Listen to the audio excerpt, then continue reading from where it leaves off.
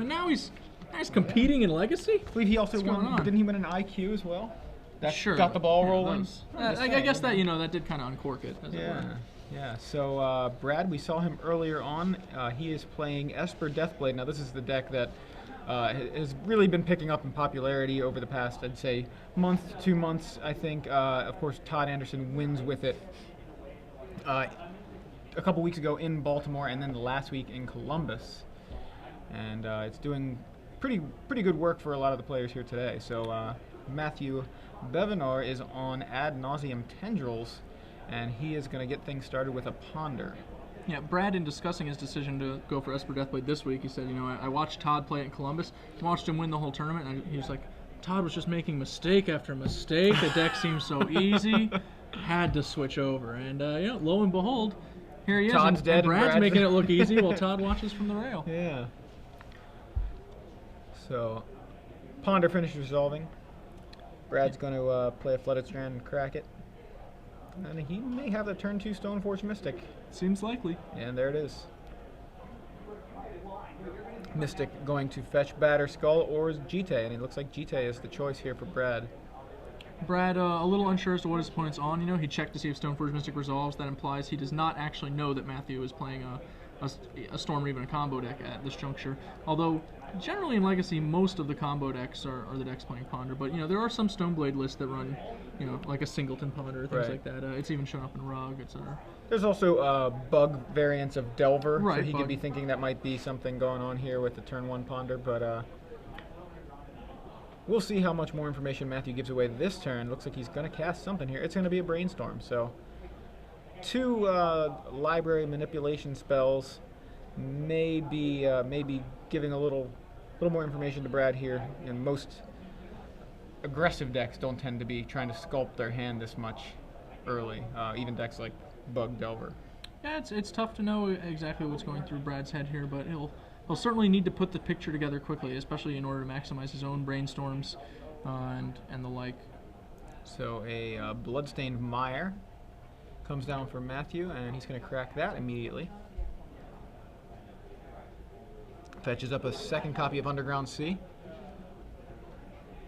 So at this point, Brad probably aware that this is not Bug Delver. The fact that no green source has shown up. Yeah, this very, is something very few blue-black. decks fetch 2 Underground Seas up. He's probably kind of feeling that combo vibe showing up now. Matthew's going to cast another spell this turn. He has another Ponder, and I think that's what we're going to see here. Or Cabal Therapy, okay. He looks like he made that decision just at the last second as well. So Cabal Therapy, Brad says, all right. That resolved. I assume Matthew's going to go ahead and name Jite. I mean, probably not, because it's not a card that's important to him. I was about to say, Forcible or Brainstorm are the most likely names to pin Brad with, and Force of Will is probably the most likely, as he is, a combo deck, and that's he knows most Esper Deathblade lists actually don't have a lot of disruption in the main deck. If you look at Brad's list, he has 3 Force of Will, 3 Thoughtseize, and a Singleton Vendilion Click alongside I guess 2 Snapcaster Mages to go with the Thoughtseizes, and that's basically all he can do to affect the Ant deck, at least in game 1. So those are the spells Matthew's going to target, and he knows he's safe from a Thoughtseize. He knows he doesn't need to worry about the Snapcaster Mage for that same reason. So Force of Will just makes sense. So Geist of St. Traft comes down for Brad on his turn. He passes back, and now Matthew's going to cast that other copy of Ponder. I figured maybe going for the surefire hit was what Matthew was going for in the Jite, but yeah, it definitely makes a lot more sense to go with the Force of Will, considering what he's playing. Yeah, it's kind of tricky when you're playing a combo deck, because some of your normal logic with Cabal Therapy certainly reverses itself. Most people, they focus on trying to get a hit with Cabal Therapy, whereas the combo deck, if you get a miss naming something like Force of Will, well, that's way better than a hit. Your opponent doesn't have any Force of Wills. Either way, they're out of Force of Wills, right? Yeah. So the Ponder now resolved. Matthew going to draw. It's a Shuffle Ponder, and he gets a Burning Wish as his random card. Well, he's got some potential now. Yeah, I know he's got at least a Ritual in hand. He's got a Gemstone Mine there. I've seen a Lotus Petal. I know he has a Burning Wish. You mentioned, I believe, Rite of Flame is the ritual he has. It looks like some more lands, which are a little blank, and he has a Singleton Silence. I think he's actually got Dark Ritual as well. Does he? Isn't that a Dark Ritual? Yep, I believe that's a Tempest or a Dark Ritual. Yeah. And I don't see a Rite of Flame. It looks like I may have misseen that one, actually. And that would be accurate because yeah, there's Rite of. He does have Rite of Flames. Okay. Okay. Still yeah, checking. 4 He is of each. on. So Brad's turn. He's got the Stoneforge Mystic and the Geist of St. Traft on board. He's going to use this Wasteland to get rid of one of the Underground Seas on the other side of the table, and now Geist of St. Traft is going to crash in alongside an Angel for 6. Yeah, I'm not sure I like that Wasteland Sea compared to Gemstone Mine. Brad probably, I don't know. The Gemstone Mine tends to me to signal, my opponent's playing the version with red. Basically, they have access to Silence, Burning Wish, those kind of things. Right. Well, he drew a blue-red duel there, the Volcanic Island, so he's going to have access to red anyway. But I understand what you're saying. Maybe cut him off a certain color mana. So we're going to go with a Silence here. Matthew's going to try to either draw out any counter spells here or just go ahead and go off, which I believe is the more likely And if scenario. Brad had hit the Gemstone Mine, Matthew would have to be trying to go off in this situation without a Silence. Yeah. And as we see, Brad has actually drawn a Force of Will. So that would be a very relevant thing. So there you see Silence, an instant speed rare from M11. Your opponent can't cast spells this turn. And looks like that has resolved. Yeah, So- Brad's going to let it go because forcing it would just leave him with nothing anyway. He's Yeah. like, well, at a minimum, I just want to see what you're going to do. Maybe it's not so bad. Maybe it's just a bunch of goblins. It's almost never a bunch of goblins, let's be honest, though. It's going to be a bunch of rituals for the moment. We've got Dark Ritual, Lion's Eye Diamond. That's the 4th spell of the turn. And that puts us, we're on a 5 black mana. Yes. And Go there's to a 4 Burning black Wish. mana for a Burning Wish. Storm count is currently at 5. Brad at 19, so Matthew's going to have to get a lot of value. Diminishing Out of this. Returns. Diminishing Returns, that's one we're going to have to show our... Yeah. And it was printed actually in like 6th edition, I think. It was the most recent printing of Diminishing Returns. There's the 6th edition version. Yep. 4 mana sorcery, each player. It's kind of like a time spiral in a way. It is It's a somewhat like weird- that. Matthew cracking his LED with the Burning Wish on the stack before fetching up the Diminishing Returns. That's how he gets the blue mana. So he's going to be on 3 blue and 4 black, and then as he casts the Diminishing Returns, I imagine he's going down to 2 black and a single blue. So each player shuffles his or her land and graveyard into his or her library. You remove the top 10 cards of your library from the game, and then each player draws up to 7 cards. So I guess that's player's choice, huh? If you just don't want to draw 7. Yeah, if for whatever reason you're just not feeling it, Yeah, don't really feel like having cards in my hand. Silence obviously works quite well with Diminishing Returns, as Matthew sort of cleared the way for Force Will, even though Brad did manage to draw one. But the Silence in this case is preventing Brad from drawing Force of Wills via Diminishing Returns and continuing to counter spells. One of the key interactions in the deck.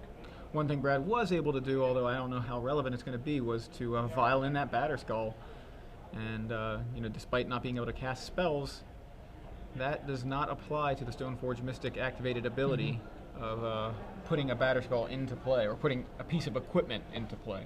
One of the difficult things about Brad's position here is that Matthew is on 12, and Brad has exactly 11 damage in play. So even if by some chance Matthew simply just fails to go off this turn, he doesn't die. Brad's not playing Gut Shot, right? No gut shots. We're Alright. fresh out of gut shot. It's alright. Stoneforge Mystic Batterskull, just going with the whole Zendikar Mirrodin standard, right? Scott? So Storm count, I believe, currently at 6 after that Diminishing Returns. And we're gonna... Brad says, what's going on? Oh, yeah, the top 10. Cards, yeah. It's a card you don't see very often in these Storm lists. You don't see it always. So there's the top 10 cards being removed from the game due to that Diminishing Returns. And he's going to draw his 7. Brad has already got his 7 as well. And it is still Matthew's turn. Brad looking at the cards, he wants to piece together as much as he can. This game is obviously going to Game 2 one way or another, and Brad's taking the time to collect all the information in front of him so that he can sideboard as optimally as possible. Yeah. So 3 mana floating right now? I believe he should have black, blue floating, yeah. Okay. Is he paying life for the taxing probe? That could wind up mattering. He does pay Wow. life. Look Brad, at that. that's one of the 7. least impressive draw sevens I've ever seen in my entire life. Yeah.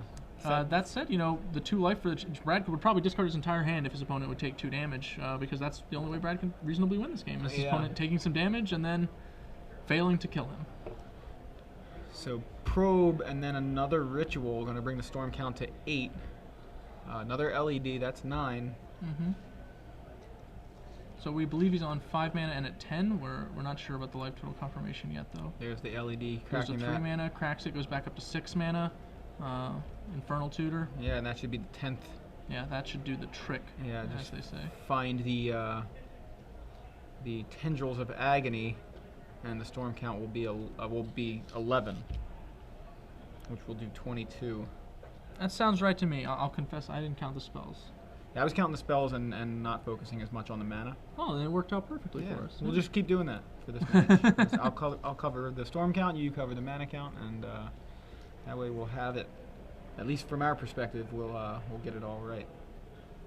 So I think this is Brad says, all right, tutor resolves. What are you doing? Show me. Yeah, show me what you gonna do.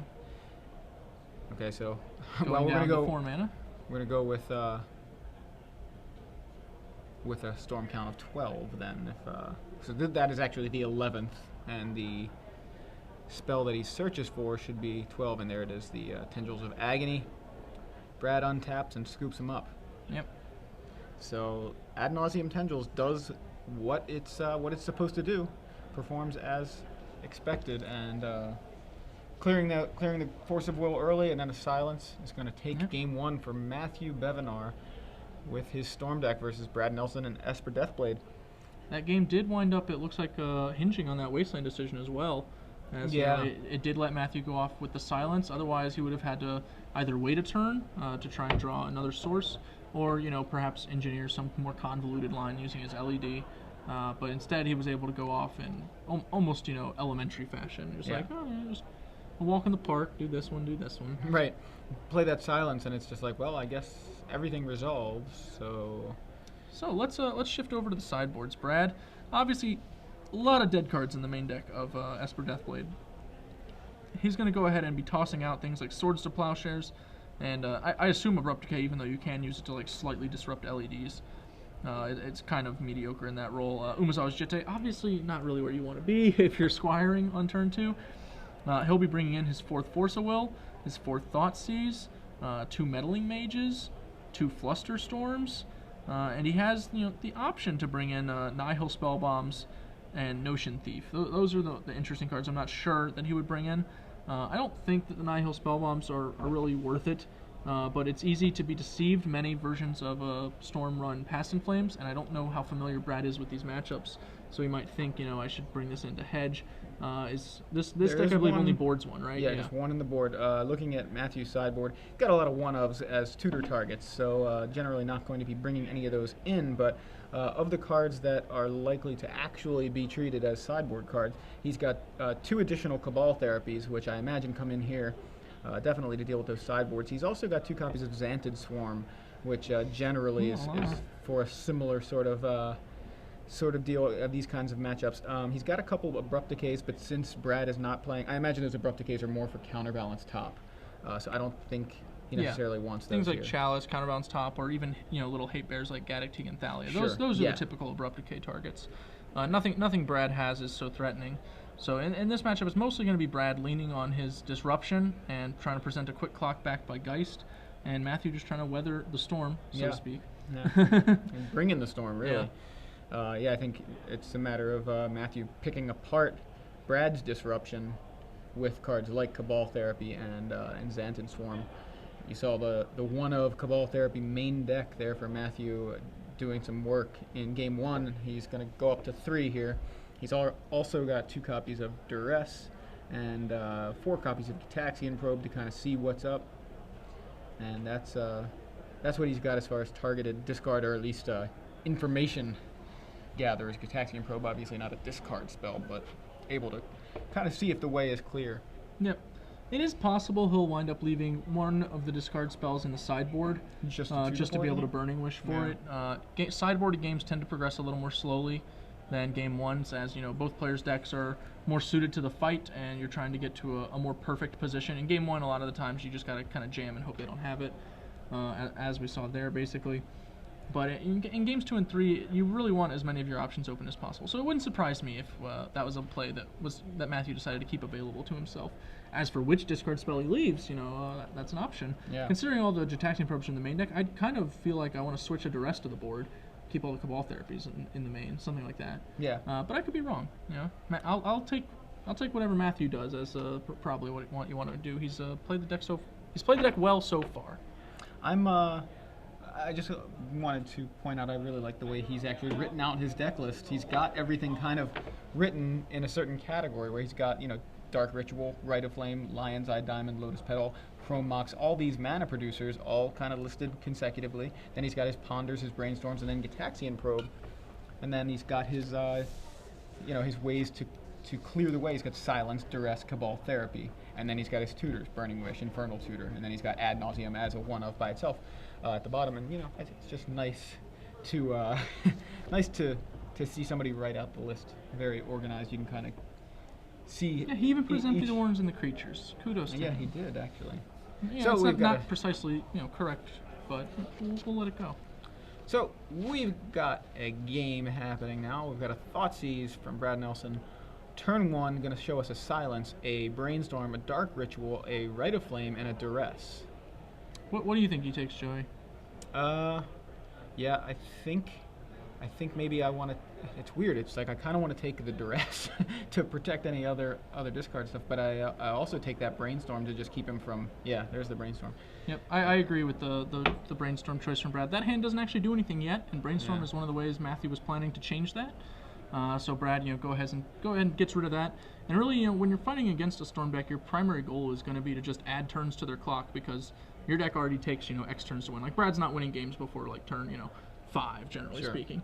So he wants to make his opponent take that long as well, because that way the game ends in a window in which he could actually win. Yeah. So the cards are known to Brad, at least. Except for the draw step this turn, which I believe may have been a Gitaxian Probe. It was. And Matthew holds off, wants to try and find a Cabal Therapy or a Storm turn to make better use of the Gitaxian Probe. Nothing that he would draw this turn would really change any of his plays. It would be even kind of questionable whether he would fetch Ponder if he happened to probe into a Ponder, but either way, he's going to just hold off for now. Trying to take a look at Brad's hand. It looks like a Batterskull in there. I believe I see Batterskull, Meddling Mage, and some other cards. I think a Snapcaster Mage between them. Yeah. I'm not sure what he has on the far left there, though, but he does certainly have a fetch land, which he'll correct now.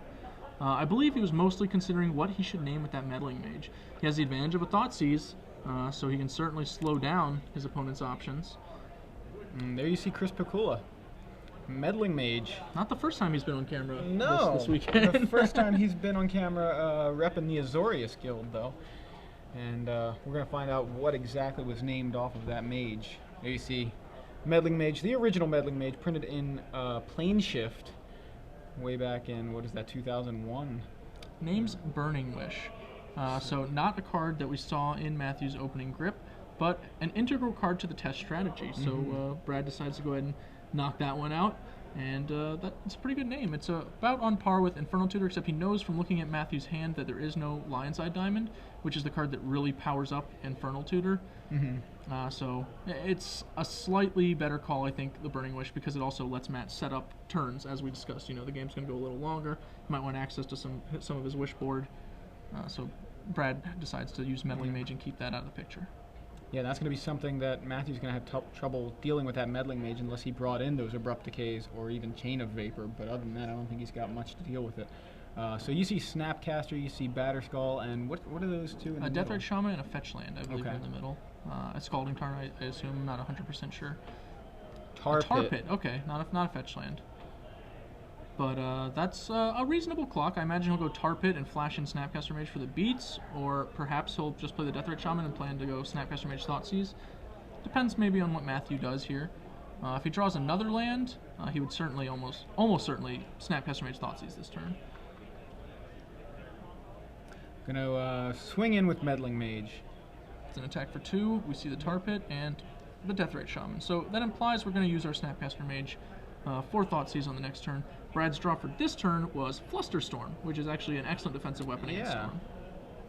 So now Matthew draws a Brainstorm to replace the one that was stolen by the Thoughtseize on turn 1 from Brad, and Matthew going to have an opportunity to make his hand a little better. Now he draws an Infernal Tutor, the second one now for his hand, and another Rite of Flame and a Gemstone Mine. He's going to put Silence and Duress back on top. Yep, this might wind up coming back to bite him. He just saw Brad's hand, and there wasn't a counter there, and then Brad drew a counter. So in Matthew's mind, that Silence is now a dead card, as Brad doesn't have a counterspell capable of stopping him from going off. And he doesn't need the Duress necessarily either. I think he's thinking that kind of along those same lines. There's no counters for me to take. The only thing he could theoretically, I mean, obviously he can't Duress Snapcaster Mage. So like a Cabal Therapy, he would probably keep in this spot in order to be able to just Cabal Therapy, naming Snapcaster Mage, and basically counter a Thoughtseize. But instead, Matthew is just going to have to shuffle away Duress and Silence, seemingly the 2 most useless cards in his hand. But as we know, times have changed, and the Silence and the Duress both actually were reasonably effective against Brad's position now. Yeah, Matthew Bevenour up a game here against Brad Nelson in the final round of Swiss of the StarCityGames.com Legacy Open. Coming to you guys live from Philadelphia. I'm Joey Pasco in the booth with Glenn Jones, as Matthew Bevenour is going to tutor up an Underground City off of his Bloodstained Mire. And he, I believe, is going to have some sort of follow-up here. He's got 2 untapped lands. He's going to have to find a route to victory, because right now that Meddling Mage that is on Brad's side of the table has named Burning Wish, so that has shut off Matthew's access to his sideboard. Now, he could have changed things, expecting maybe some trouble out of Brad's sideboard. I don't know what he's seen all day. He may have seen Brad Nelson with a Meddling Mage in play earlier. He may have already been able to have that information, but looks like he wants to go off here. So yeah, he's going for it. He knows Brad has only had a chance to draw 1 card, and he probably feels super safe. Little does he know, he probably couldn't be less safe. An Infernal Tutor is going to chain for, I believe, does he have another ritual left in his hand? He's cast now 5 spells, including the Brainstorm, and it's Rite of Flame, Dark Ritual, and then the Infernal Tutor, and now another ritual. So that's 6 spells. This is sort of a different way to get Hellbent. You Dark Ritual, then you cast Infernal Tutor for another Dark Ritual using the Dark Ritual still in your hand. Then you can play both Dark Rituals using the additional black mana left over from the first one, and then cast an Infernal Tutor Hellbent from your hand, and that appears to be exactly what Matthew is intending to do. So that will wind up putting him to 5 black mana, and then he casts an Infernal Tutor going down to 3, and he should have like 4 red mana floating as well. So it should be like 3 black, 4 red, I believe. It's possible I'm off by mana there, but that's what it feels like. And Brad, gonna Flusterstorm. Yep, 2 black, 3 red, confirmed. That is the correct count. And our spell count is 1, 2, 3, 4, 5, 6, 7, 8. Well, conveniently enough, it's 7 copies plus the original Flusterstorm, if I'm not mistaken. That's exactly enough to successfully counter Infernal Tutor.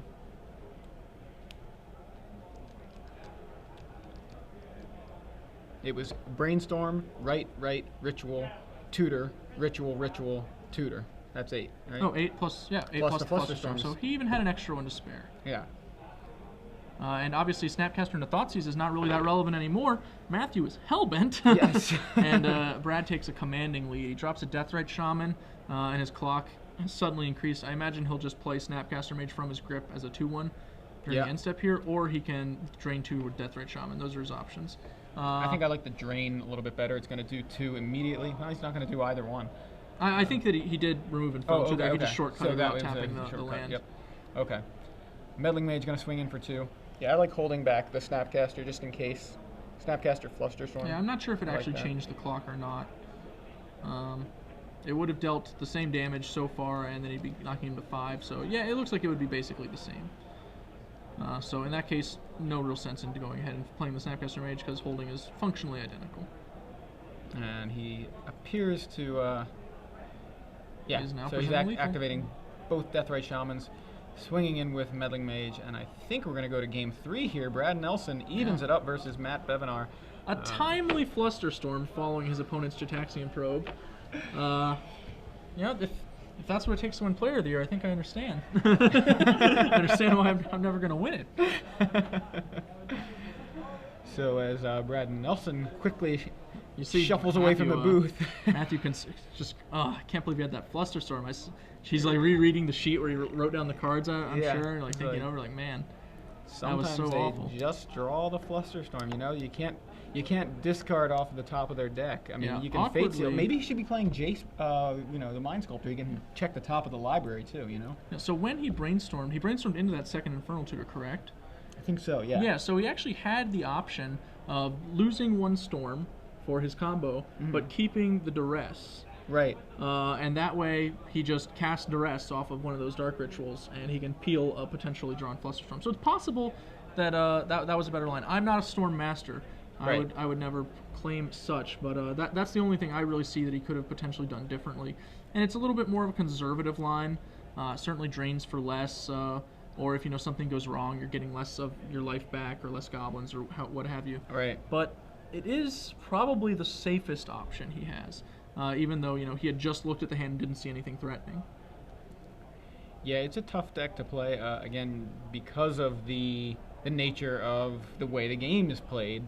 Discard spells seem very good. They give you so much information on often strip an important card out of your opponent's hand, but, leaving that, the top of the deck live, sometimes you're just going to run into a situation where they top deck, one of the cards that you don't want them to have. And that's why a card like Vendilion Click is so interesting, because it gives you that information, and you can take a card, but you're going to give them a free draw off of that. And sometimes, it's dangerous because you can actually take a card that may be moderately troublesome and give them something that you absolutely don't want them to have. Yeah, for Matthew there, the decision basically just comes down to weighing one more spell for my Storm and a couple extra black mana against the option of taking a top deck counterspell. Or, he could have thrown back a Rite of Flame instead if he valued keeping black mana over red, which I imagine that's correct with Tess. I'm not sure, but... So what do we know, and this is something that always comes up, and there's always this discussion, is this Ant or is this Tess? So TES is what? The Epic Storm. Yes, this is a Tess deck. Ant tends to be black-blue, not run these other colors. The Silence is usually a giveaway for Tess in general. And Tess did reasonably well at a recent Legacy Open in DC. I believe it was, in fact, won by the creator of the archetype. Yeah, that's right.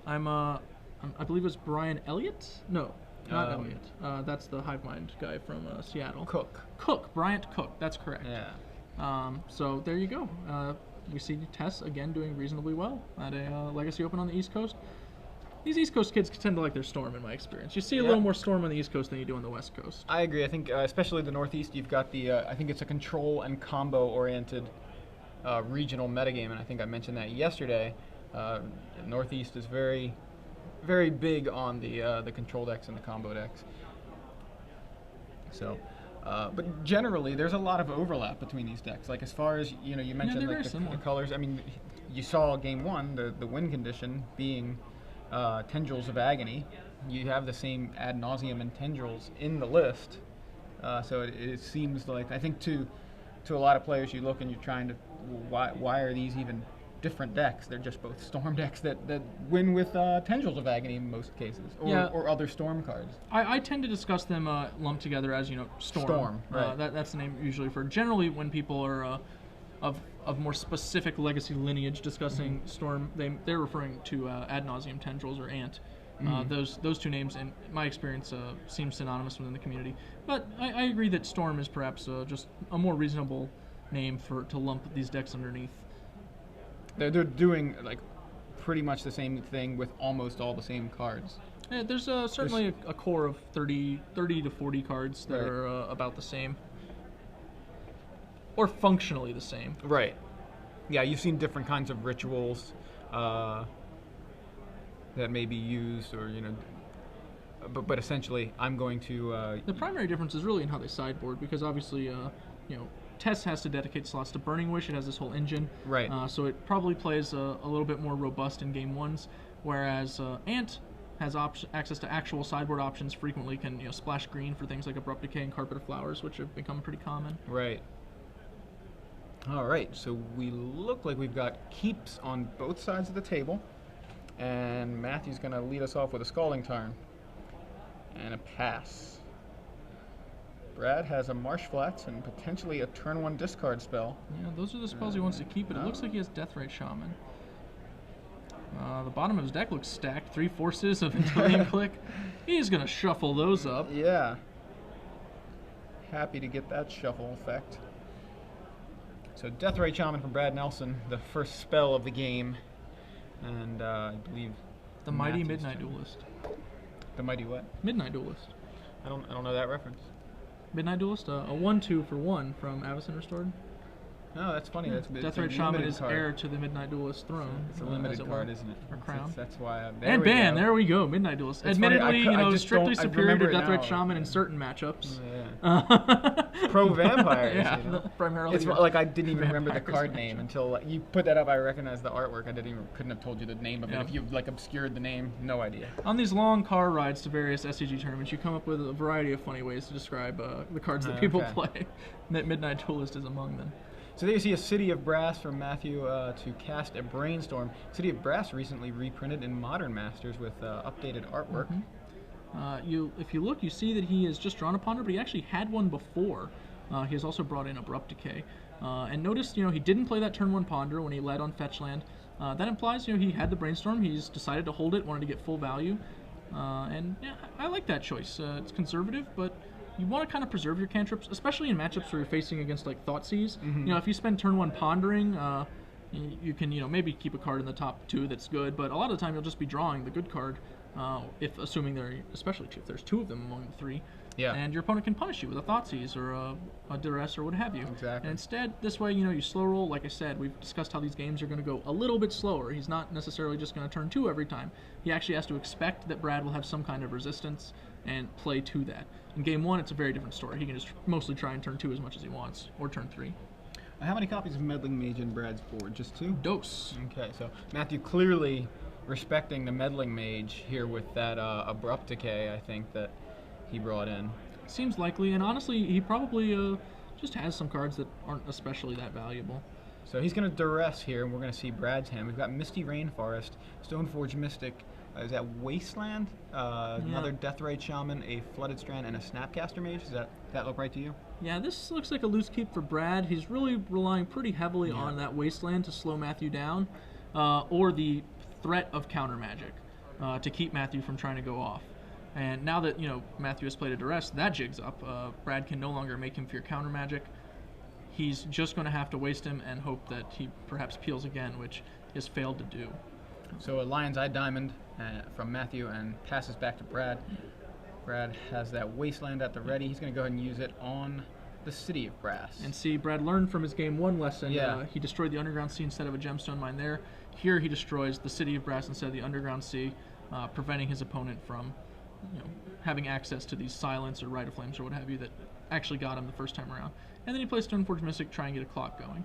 Yeah, immediately removing that City of Brass. Not too relevant, but he's using it for mana, so it was a target. So the City of Brass is now exiled. Stoneforge Mystic on the table.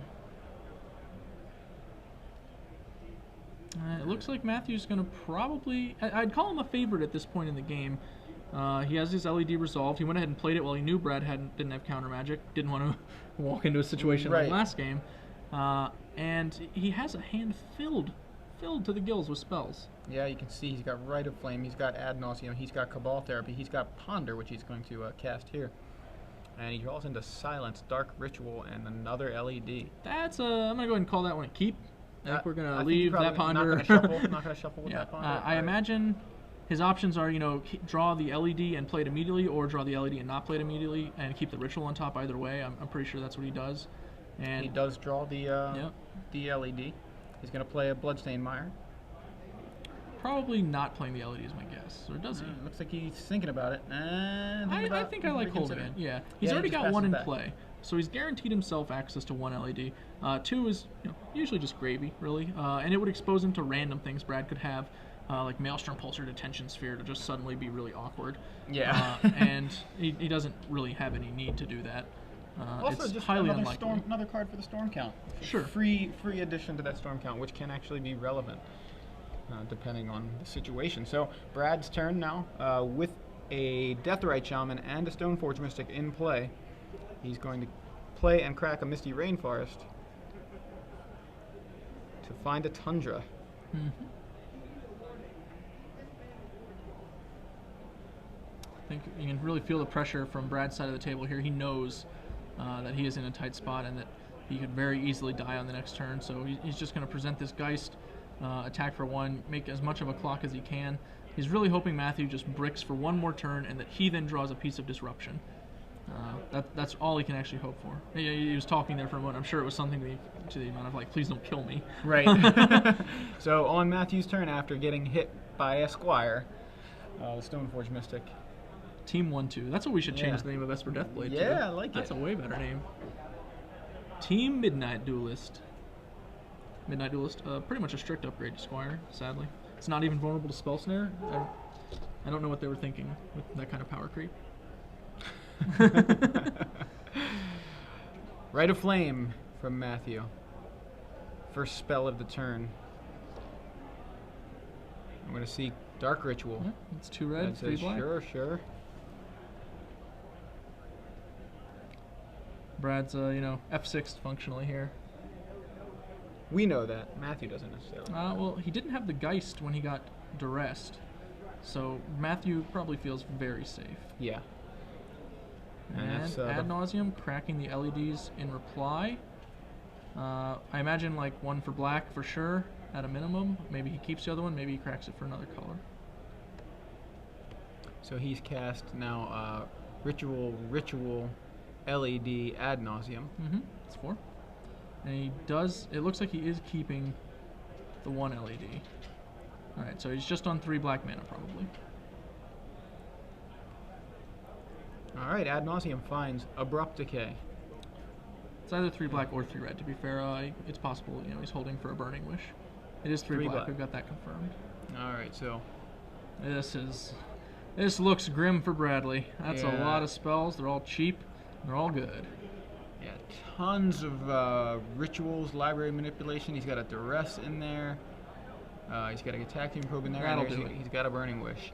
So there's more than enough mana in that pile to pay for itself, and the Burning Wish can go grab a Tendrils, and he's already got an LED in play, so that should basically do the trick. He's double checking to make sure this will actually generate enough spells to kill Bradley, but it certainly will at a minimum. He's got access to the Probe, the Ritual, the Petal, the Chrome Mox, the Rite of Flame after he cracks.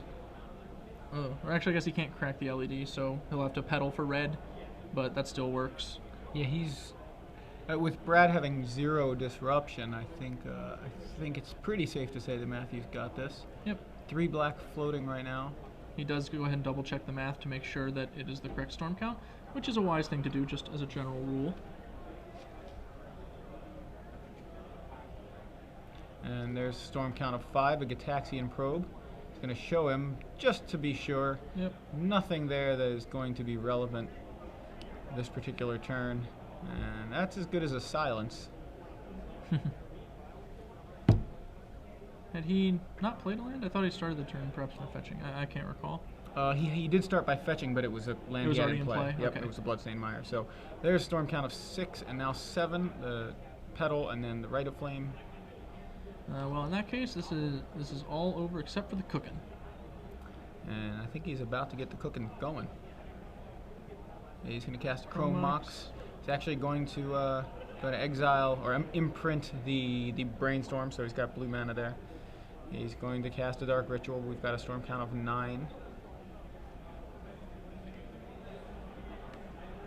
And a Burning Wish makes it 10. And LED for He's going to find the tutor. Response. So that should be 11. And note there that he had sided out an Infernal Tutor. As we noted, he might side out some of the cards in the main deck to be able to Burning Wish for them. Yep. Siding out Infernal Tutor is perhaps one of the ways he decides to protect against Surgical Extraction. Very reasonable card to expect from an opponent playing Underground Sea and Snapcaster Mage. Yeah. Brad's entering the scoop phase. Yeah. And Matthew says, wait, let me show you fashion. this. Hold on. Let me show you what this deck can do. Brad's trying to extend the hand. Yeah. And Matthew Bevenour takes down Brad Nelson in 2-1 here in the final round of Swiss of the StarCityGames.com Legacy Open, live from Philadelphia. And yeah, that was. I was gonna say that was a close one, but Brad really didn't like that. I think that you called it a lose.